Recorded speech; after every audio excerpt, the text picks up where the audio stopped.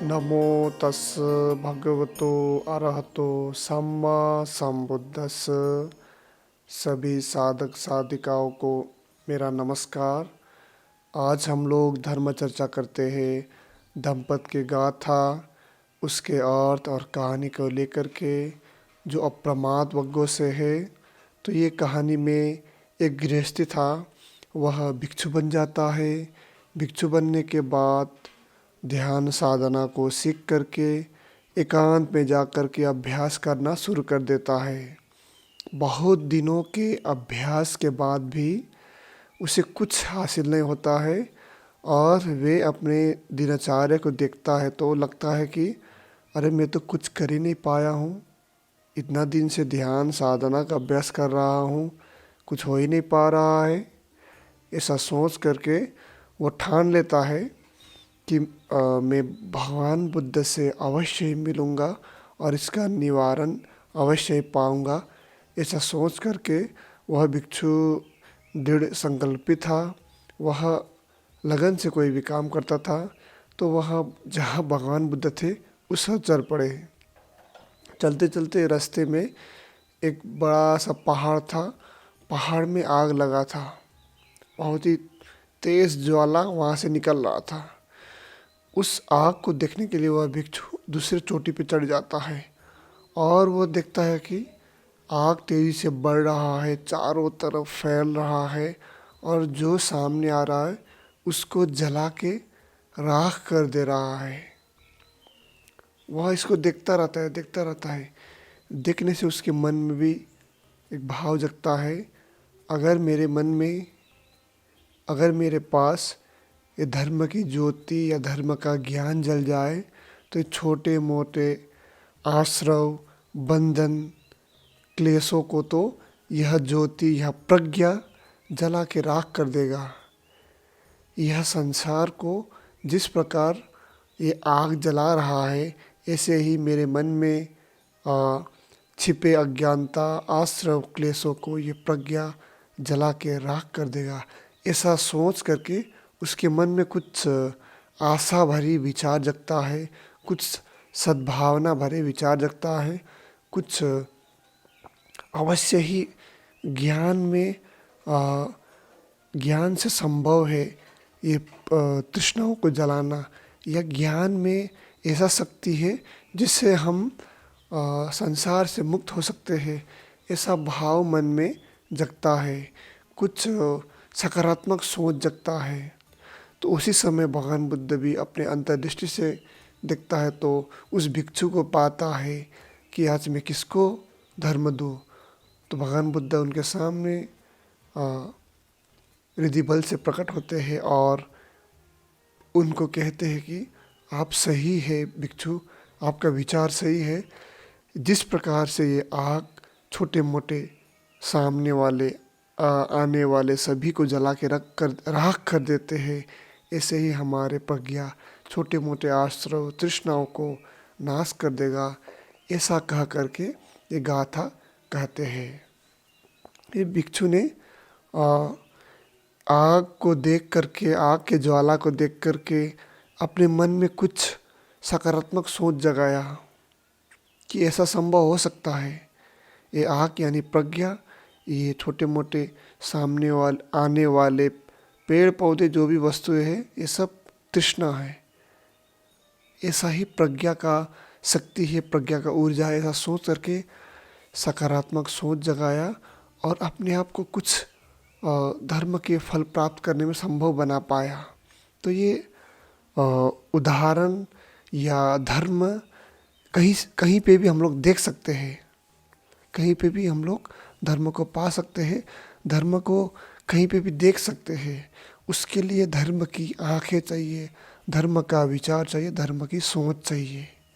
और तो इन्हीं भिक्षु को और समझाने के लिए भगवान बुद्ध ये गाथा कहता है। गाथा इस प्रकार है। अपमादरतो भिक्खु पमादे भयदस्यवा संयोजनं अनुथुलं डह अग्गिव गच्छति। जो भिक्षु अप्रमाद में रत है या जो प्रमाद से भय खाने वाला है, वह आग की भांति छोटे मोटे बंधनों संयोजनों को जलाते हुए जाता है। भगवान बुद्ध के सभी गाथाओं में, ये छोटे मोटे गाथाओं में और सूत्रों में भी भिक्षु भिक्षु करके संबोधित किया गया है, क्योंकि भगवान बुद्ध ज़्यादातर भिक्षुओं के साथ रहते थे और गृहस्थी भी रहते थे, लेकिन संबोधित जब भी करते थे तो भिक्षु कहा करके संबोधित करते थे। इसलिए हर जगह पर भिक्षु भिक्षु शब्द आएगा। ऐसा मत विचार लाइए मन में कि ये सिर्फ भिक्षुओं को कहा गया है, उन्हीं को पालन करने के लिए कहा गया है। गृहस्थी भी घर में रहते हुए थोड़े थोड़े धर्म को समझते हुए धर्म में आगे बढ़ सकते हैं। इसीलिए भिक्षु शब्द को सिर्फ भिक्षु के लिए कहा गया है, ऐसा मत सोचिएगा। कि जो भिक्षु अप्रमाद में रत है, जो प्रमाद से भय खाने वाला है, ये बार बार ये गाथा में कहा गया है, अप्रमाद वग्गों में कहा गया है। प्रमाद के साथ रहने वाला, प्रमाद में रत, प्रमाद से भय खाने वाला और अप्रमाद को अपनाने वाला, अप्रमाद में रत, अनालस्य को अपने जीवन में उतारने वाला, आलसपन को अपने जीवन से हटाने वाला। बार बार कहा गया है कि आलसी व्यक्ति कुछ नहीं कर पाएगा, वह इस संसार में फिर पुनः जन्म होगा उसका, इस संसार में मरेगा, इस संसार में फिर किसी जीव जंतु के रूप में जन्म लेगा और फिर उसका मृत्यु होगा, फिर जन्म होगा, फिर मृत्यु होगा। ये प्रमादी का लक्षण है। ऐसा कहा करके बार बार ये प्रमाद से भय खाओ, अप्रमाद में रत हो, ऐसा कहा गया है। जो भिक्षु अप्रमाद में रत थे और जो प्रमाद से भय खाने वाला है, वह आग की भांति छोटे मोटे बंधनों संयोजनों को जलाते हुए जाता है। बहुत सारे लोगों को आपने कहते हुए सुना होगा, आपके गांव में आपके दोस्त मित्र भी, संसार सब मोह माया है। आज हम लोग इतना मेहनत करके जो कुछ कमा रहे हैं, ये सब कुछ छोड़ के जाना पड़ेगा। ऐसा जो पढ़ा लिखा भी नहीं है, जो बहुत ही गाँव में, दूर दराज गाँव में रहते, वो भी कहते हैं कि सब मोह माया है, ये सब कुछ छोड़ के जाना पड़ेगा। तो ये ऐसे ही मन से नहीं निकला है, ये दुनिया का सच्चाई है। ये स्वीकारे ना स्वीकारे, ये सब अच्छा लगे या ना लगे, लेकिन ये सच्चाई है। तो सब कुछ जो भी दिखाई दे रहा है भौतिक वस्तुएं, वो तो सब छोड़ के जाना ही पड़ेगा। जो आंतरिक रूप से, जो धर्म के द्वारा, अपने अनुभव के द्वारा जो ज्ञान, जो प्रज्ञा जगाया है, वही तो साथ रहेगा। जो पुण्य कमाया है वही तो साथ रहेगा। जैसा सद्भाव किया है वही तो रहेगा आपके पास, और सब तो छोड़ के चला जाएगा। जो पुण्य किया है वही तो रहेगा, और जो पाप भी किया है वो भी रहेगा, ये भी मत भूलिएगा। जो पाप किया है वो भी रहेगा। इसीलिए मनुष्य को पता है कि संसार सब मोह माया, एक दिन सब कुछ छोड़ के जाना पड़ेगा।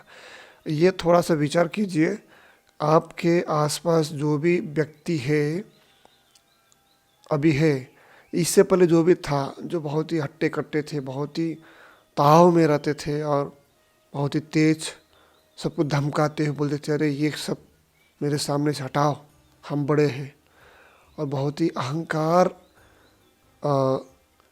से बोलते थे, बहुत ही अहंकारी थे। वो व्यक्ति गुजर गया। उसे गुजरने के बाद, एक दिन के बाद तुरंत ही उसको जलाया गया। उसके बाद उसका वो अहंकार कहाँ गया? सिर्फ कहानी में रह गया है। इतना अहंकारी जीवन बिताया, वो क्या हुआ, उसका क्या लाभ मिला है?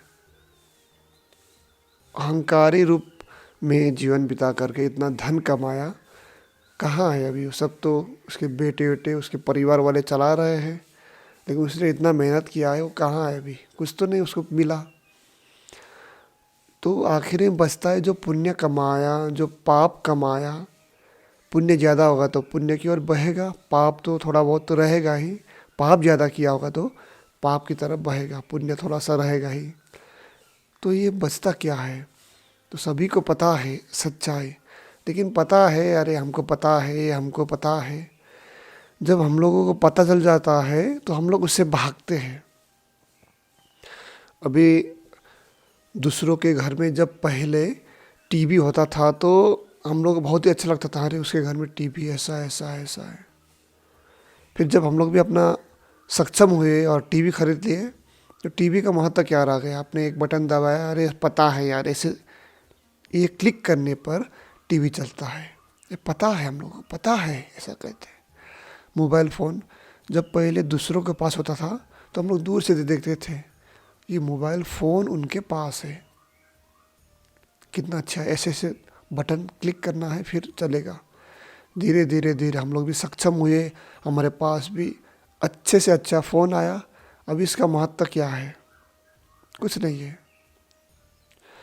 ऐसे ही ये व्यक्तिगत ज़िंदगी में भी जब एक व्यक्ति दूसरे व्यक्ति को दूर से देखता है तो अरे बहुत ही अच्छा व्यक्ति है, बहुत ही अच्छा व्यक्ति है। फिर वो व्यक्ति जब आपसे बात वार्तालाप करते हैं, उनके साथ 2-3 दिन रहते हैं, चर्चा करते हैं, तो पता चल जाता है कि हाँ ये व्यक्ति हमारे साथ है, इसका ये है, इसका ये कमी है, ये कमजोरियाँ है। ऐसे हम लोग तो कमी और कमजोरियाँ खोजते हैं, उसका महत्व हम लोग वहीं पे गिरा देते हैं। वो व्यक्ति का कमी कमजोरी पता है हमको, ये व्यक्ति को पता है ये ऐसा है वैसा है, उसका सोच ऐसा है, फिर उसका महत्व हम लोग एकदम ख़त्म कर देते हैं। परिवारों में लड़ाई इसीलिए होता है कि हाँ ये व्यक्ति ये है, हमारा भाई है, हमारा माँ है, हमारा पिता है, हमको पता है, इसका कोई महत्व नहीं है। अपने अंदर से महत्व गिरा देते हैं, जबकि उसका महत्व बहुत ज़्यादा है हमारे जीवन में। छोटे छोटे समस्याओं का समाधान करते हैं, छोटे छोटे कमियों को दूर करते हैं और हर समस्या में साथ देता है। लेकिन पता है जब कोई भी वस्तु दूर है तो अच्छा लगता है, कोई वस्तु पास आ जाता है तो उसका वहीं से मूल्य गिर जाता है, वहीं से ख़त्म हो जाता है। वो हमारे मानसिकता ऐसा बना है पहले से ही कि हम लोग उसके महत्व गिरा देते हैं। इसीलिए परिवारों में लड़ाई होता है, पति पत्नियों में लड़ाई होता है, माँ बेटे में लड़ाई होता है, क्योंकि वो सामने आ गया है, सब कुछ दिख रहा है, वहीं पे वैल्यू ख़त्म हो जाता है। उसमें हम लोगों का ये सोच, ये ध्यान, ये होश नहीं रह जाता है कि इनका भी हमारे जीवन में महत्व है, इनको भी सम्मान करना चाहिए। तत्पर ये मनोस्थिति बदलता है। मनोस्थिति बदलने के कारण हम लोगों का होश नहीं रहता है। अभी क्रोध जगा तो फिर सामने वाला व्यक्ति पर क्रोध कर देते हैं। इसीलिए ये संसार के सच्चाई को जानिए कि संसार के सच्चाई क्या है। तत्क्षण परिवर्तन हो रहा है और ये हमारे साथ नहीं रहने वाला है। इसीलिए पुण्य जो हमारे होश, ध्यान, प्रज्ञा, यही साथ जाएगा। आगे कहा है वह आग की भांति छोटे मोटे बंधनों को जलाते हुए जाता है। छोटे मोटे बंधन क्या है? लोभ है, राग है, द्वेष, मोह है, किसी से लगाव है, किसी से तृष्णा है, किसी से वैर है, ये सभी बंधन है। और कोई हमारे पास अमूल्य वस्तु है, उसके प्रति भी लगाव है। कोई अमूल्य व्यक्ति है, स्त्री हो या पुरुष, उससे भी लगाव रहता है कि ये है। अब ध्यान करते करते, धर्म को समझते समझते कि ये होश हमारे अंदर जगता है कि ये वस्तु मेरा है, ये व्यक्ति मेरा है, हमसे जुड़ा है, हमारा प्रेमी है, प्रेमिका है, या ये हमारे माता है, पिता है, अभी हमारे साथ है, लेकिन समय अनुसार अवश्य ही इनका भी अंत होगा, ये वस्तुओं का भी अंत होगा, इनका भी अंत होगा। ऐसा होश जगता है कि अवश्य ही होगा। हम दुखी हो या ना हो, लेकिन हमें साथ छोड़ करके अवश्य ही जाएगा, ये होश जगता है। और हर एक क्षण छोटे मोटे लगाव हमारे मन में चिपका रहता है, जिसके कारण हम लोग दूसरों को डांटते हैं, धमकाते हैं। जैसे कोई बहुत ही अमूल्य आपके पास कप हो, कप से लगा हो आपका, गिर गया, टूट गया, आप क्रोध हो गए, अरे किसे तोड़ दिया मेरा कप। अगर थोड़ा सा भी होश रहता है मन में, तो मैंने ये क्या कह दिया, ये कप तो टूटना ही है, तो लोग कोई दूसरा ले लेंगे, कप तो टूट ही जाता है, दूसरा ले लेंगे, ऐसा होश जगता है। और ये होश बढ़ते बढ़ते बढ़ते पहले से पता रहता है कि हाँ कब टूट गया, चलो ठीक, कोई बात नहीं है, ये तो टूटना ही है। और होश बढ़ते बढ़ते कब लाया, टूटा, कोई बात नहीं, इतना लगाव भी नहीं रहता है, ये होश जगते हुए जाता है। तो ये छोटे मोटे बंधनों को, संयोजनों को जलाते हुए जाता है। जब आपके मन में प्रज्ञा जगता है तो ऐसे लगावों को आप जलाते हुए जाएंगे। धन को लेकर के, अपने सुख सुविधाओं को लेकर के, अपने प्रतिष्ठा को लेकर के, चलो कोई सम्मान करे या ना करे, मैं अपने अधिष्ठान पे लगा रहूँगा, वो व्यक्ति से क्या लेना देना है मुझे, मैं अपने अधिष्ठान पे लगा रहूँगा, कोई सम्मान दे या ना दे। चलिए धन कम है, किसी तरह गुजारा करूँगा और अपने और से पूरा मेहनत करूँगा आजीविका के लिए, दूसरों को मदद के लिए, मिले तो ठीक है, नहीं मिले तो भी ठीक है, मेहनत करूँगा। ऐसा होश भी, ऐसा सकारात्मक सोच भी जगता जाता है। यही प्रज्ञा से आप जो नकारात्मक विचार है, नकारात्मक सोच है, अनावश्यक बातें हैं, इनको ख़त्म करते हुए, इन बंधनों को जलाते हुए आगे बढ़ते हैं। थोड़ा बहुत तो आपको समझ में आ गया होगा, जो नहीं समझ में आया होगा अवश्य ही कमेंट बॉक्स में कमेंट करके लिखे। तो ये भिक्षु को भी यह गाथा सुनने के बाद अरहत की प्राप्ति, सोवान सकदागामी अनागामी की प्राप्ति हो जाता है। आप सबका जीवन अच्छा हो, आप सब धर्म में ऐसे ही आगे बढ़े, यही मेरा आपके प्रति सद्भावना है। सब पापस करणं कुशलस्य उपसंपदा सचित्त परयोदपनं एतं बुद्धान शासनं। साधु साधु साधु।